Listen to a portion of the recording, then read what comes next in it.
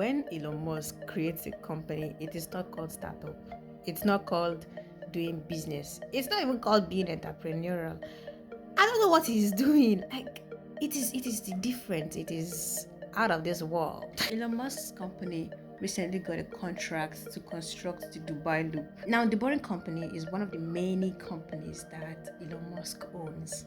When Elon Musk came up with this idea, he was sitting in his car. I think it was in traffic.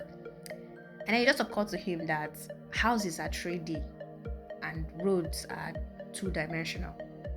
I'm not really sure what was going through his mind, but the next thing you know, he was on the phone with an engineer discussing tunnels. And before you know it, he has launched the Boring Company with just one goal: to solve traffic which plagues major cities on earth. As somebody who has been trying to come up with business idea, I have tried. I have been trying. But with every business idea that I come up with, it just never feels right. I will analyze and keep analyzing until headache could begin to catch me. Why will anybody buy from me? There are already so many people doing what I want to do, and they're even better at it. At the end of the day, I have zero company. English people call it analysis paralysis. There are a few things that I've learned from reading Elon Musk's biography that I would like to apply henceforth to how I approach starting a company. Now, when Elon Musk is starting a company, there's a good reason around it.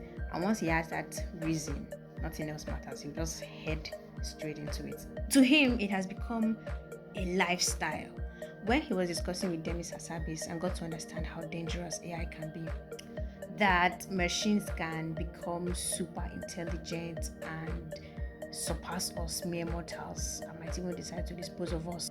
So he started thinking and eventually came up with a simple idea: to build a research lab, an AI research lab that is not controlled by any one person, and increase the probability that AI will develop in such a way as to be beneficial to humanity. And he did it again with SpaceX.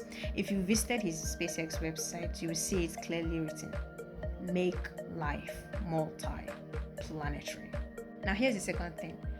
From the onset, many of us will think the same thing: how do I make profit? How do I make money from this business? Money was not a factor. I'm almost sure many people would not be doing what they are doing. But in his case, profit is a byproduct. To me, when the news that SpaceX will be going public went out this year, I read somewhere in an article where a businessman, Garba, said SpaceX is not really a business in sense of profitability. Anyway, I'm not a professional business person, so I don't really know where he is coming from, but I feel it's being short-sighted. I feel SpaceX is going to be a multi-trillion-dollar company or more. I wonder how he's not seeing it. So the third thing is this. So when I read about how after PayPal, Elon called Peter to the side and they talked at length, kind of like trying to make peace. Eventually, Elon was thanking Peter for reminding him that he had stayed too long. It made him realize that it was time to move on to the next thing. That's when he started looking into SpaceX. But the major thing that makes me reluctant to start is I have this fear that whatever I start now is what I'm going to be doing throughout my life. And the thought of doing one thing for the rest of my life just bores me. Okay, it's boring to even think that I'll be doing one thing for longer than 1 year. And I'm just sitting here and thinking about it.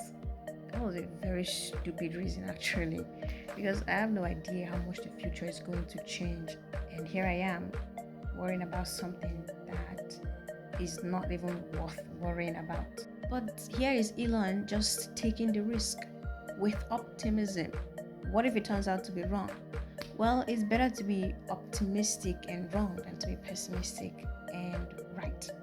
The fourth thing is this: you need to understand whether you're building a sales-based company or a product-based company. When his nephews started Solar City, they couldn't differentiate between the two. They spent so much time and put so much effort into marketing it. He just knew he had to buy it from them. And as soon as he bought it from them, he transformed it. He has this belief that if you build a great product, marketing and sales will take care of itself. This is actually an invitation to think differently. Poverty and lack has a way of conditioning the way we think, the way we approach business, and the way we live life. But life is beautiful, and there is more to it than being stuck trying to figure out where your next meal is coming from. It's not easy, and nobody chooses to be poor, but we are slowly forgetting that humans are actually supposed to be living life, beaming with hope, enjoying our everyday life. To live anything but a hopeful and flourishing everyday life is just sad.